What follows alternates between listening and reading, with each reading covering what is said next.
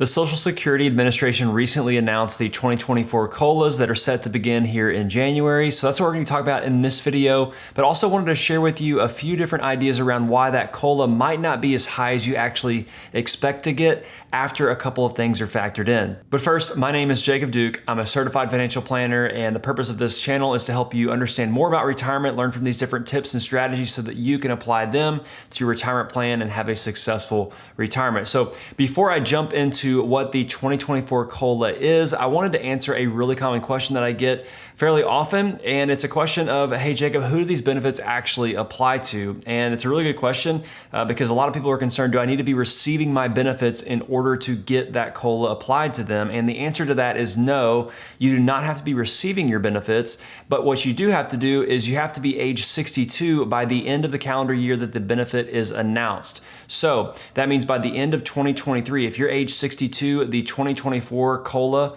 that will be applied to your benefits from that point forward. So if you're 61 at the end of this year, that means this year's COLA will not apply to your benefits. You'll fall under a different category called AWI, or Average Wage Index. And sometimes those increases are actually bigger than that of the COLA for Social Security. So it might be a benefit to you. So just know if you're age 62 at the end of this year, you can get the COLA applied to your benefits, and you do not have to be receiving your benefits. So don't blow up your Social Security claiming strategy and kind of the income plans you have in place for retirement just to get a cost of living adjustment, because if you're age 62, you'll get that anyway. You do not have to be receiving your benefits. So now for the cost of living adjustment for your Social Security benefits here beginning in 2024, it comes in this year at 3.2%. As we can see right here, this was announced on October 12th earlier this month. And this is going to apply to Social Security, your supplemental security income, and disability for over 71 million Americans. And what's really interesting is that the benefits on average will go up by $50 per month for every American on average who's receiving their benefits. So yes, it's going to be going up. Maybe this will not be as much as you were hoping for based on the recent inflation that we've kind of felt all across the board, from real estate to the grocery store to gas, whatever it is. It just seems like everything is costing so much more nowadays. And maybe this 3.2% increase is not as high as you were hoping for. So one thing I did want to do is I wanted to take a look at how this compares to cost of living adjustments historically, right? Because ever since 1975, that's when COLAs began, we've been having these every single year applied to our Social Security benefits. So let's take a look really quickly and see how this compares this year compared to historical averages. So whenever we're looking at the 70s and 80s, yes, it was really high COLAs, but also really high inflation. And as we can see right here in 1990, that was at 5.4%. And then it was in 2008, we had 5.8, and then 2021 at 5.9. So those are the kind of highest over the last 30 plus years that we've had, north of 5%. Now in recent years here in 2021 through 2023, we've had 5.9, 8.7, and now 3.2. So higher inflation for sure over the last 3 years ever since COVID, but this year seems like it's still a little bit lower than what we would be hoping for. So that's how it compares historically. And I ran a quick number on this to see what the average COLA is across all these years with the highs and the lows, and the average comes out to be 3.77%. So this year's COLA is actually more in line with that than historical or over the last, I guess, 10, 15, 20 years. And it seems like inflation has been above average over the last couple of years. Now, to add insult to injury, you may not be getting a full 3.2% increase on your benefits after we factor in two things. The first thing being, are there any increases to your Medicare Part B premiums? And this does not include your Medigap or perhaps Medicare Advantage cost or Medicare Part D.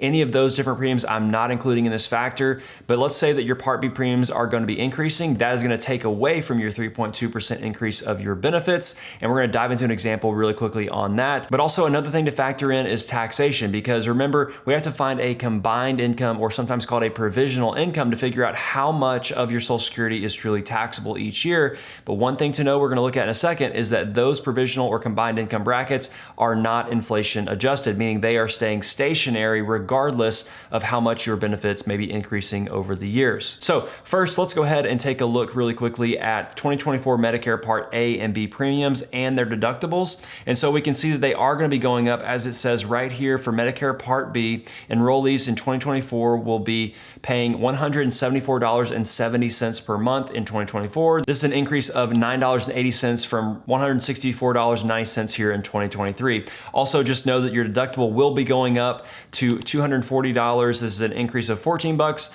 from $226 right here in 2023. So obviously this is an increase on your Medicare Part B premiums of $9.80, and as a percentage, it is 5.94%. That's how much the increase is for your Part B premiums. But remember, your cost of living adjustment for your Social Security income is only going up by 3.2%. So the increase on your Medicare premiums is going up at a higher rate than your income is going up. Now, granted, your income is going to be a higher dollar amount, therefore in dollar terms, you're still positive, but it does eat into your cost of living adjustment over time. So let's say for an example that you had a $2,000 Social Security benefit here in 2023, and we're just going to assume that this is subtracting out your Medicare Part B premium so that your net number coming to you is $2,000. And then in 2024, after your 3.2% increase, it would be $2,064. Now we have to factor in your Part B premium increase of $9.80, which remember was a 5.94% increase.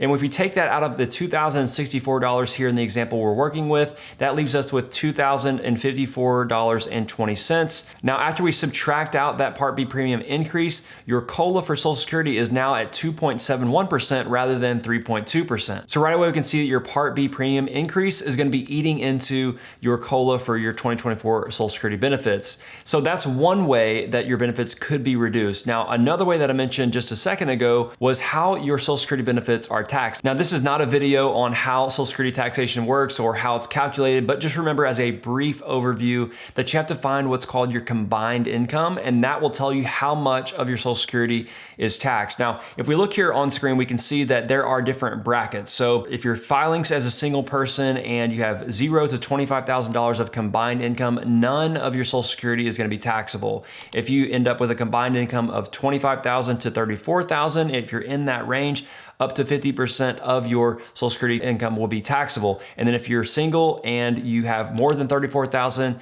of your combined income, that means up to 85% of your Social Security benefits will be taxable. Now, that's for a single person. There just below, you can see that a joint filer would have 0 to 32, 32 to 44, and 44,000 and beyond. So depending on where you are in that range in regards to your combined income, that will determine how much of your Social Security is taxable. And then once you figure that out, then you can add that back to any other income that you have, and then you can find out your total taxation for the year. So that's just a quick recap of how Social Security taxation works. But one thing I did want to point out here is that these brackets are not inflation adjusted, meaning the 0 to 25, 25 to 34, and 34 and beyond, those different brackets, they're staying the same, and they have since they were instituted. So they're not going up over time, which means as your benefits are increasing, you're getting more and more dollars each year. These brackets, which determines how your Social Security benefits are taxed, they are staying stationary. Therefore, you will be pushed into higher brackets over time, depending on where you start with your Social Security income and then also where you end up after all the COLAs over the years. So I feel like something's going to have to happen here in terms of legislation to have these either begin inflating for adjustment or wipe out a Social Security tax altogether. But there's something to pay attention to here because these different brackets are not inflating over time and your benefits are. Therefore, they will also be eating into your benefits as well. So just some things to consider there. Now, I have not talked about how these different COLAs are going to be applied to your benefits. That's going to be another video I'll put out here in the near future. So thank you so much for tuning into this video. I hope you found value in it. And if you did, please go ahead and like the video and subscribe to the channel so you don't miss any future videos. As always, thank you so much, and I look forward to talking with you again really soon.